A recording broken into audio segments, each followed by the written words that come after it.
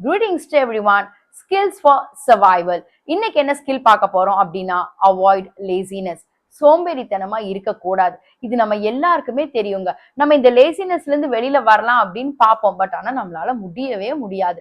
So நான் சொல்ற ஒரு டிப்ஸை ஃபாலோ பண்ணி பாருங்க. கண்டிப்பா உங்களால சோம்பேறித்தனத்துல இருந்து வெளியில வர முடியும். உங்களுக்கு எப்பயாவது ரொம்ப சோம்பலா இருக்கு, ரொம்ப சோம்பேறித்தனமா இருக்கு, அந்த மாதிரி ஃபீல் பண்ணீங்க அப்படின்னா கண்டிப்பா அந்த மாதிரி நேரத்துல நீங்க சோம்பேறித்தனமா இருந்துராதீங்க. உங்களுக்கு என்ன விஷயம் பிடிக்குமோ, எந்த ஆக்டிவிட்டி உங்களுக்கு ரொம்ப பிடிக்குமோ அந்த நேரத்துல அந்த விஷயத்த செய்யுங்க.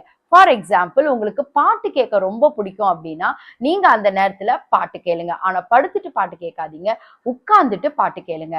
ஸோ அந்த பாட்டு கேட்கும்போது அந்த பாட்டு பத்தின ஒரு 2-3 எக்ஸ்ட்ரா இன்ஃபர்மேஷன் வந்து தெரிஞ்சுக்கோங்க. ஃபார் எக்ஸாம்பிள், இந்த பாட்டு யார் பாடியிருக்காங்க, யார் மியூசிக் கம்போஸ் பண்ணியிருக்காங்க, யார் வந்து அந்த சாங் எழுதியிருக்கிறாங்க, அப்புறம் எந்த ஊர்ல போய் ஷூட் பண்ணியிருக்காங்க, ஸோ என்ன டெக்னாலஜி இதுல ஏதாவது யூஸ் பண்ணியிருக்காங்களா, அந்த மாதிரி சின்ன சின்ன விஷயங்கள் வந்து நீங்க தெரிஞ்சுக்க ட்ரை பண்ணுங்க. ஸோ இந்த மாதிரி பண்ணும்போது நம்ம மைண்ட் வந்து என்கேஜ்டாவே இருக்கும், நமக்கு சோம்பேறித்தனம் வராது.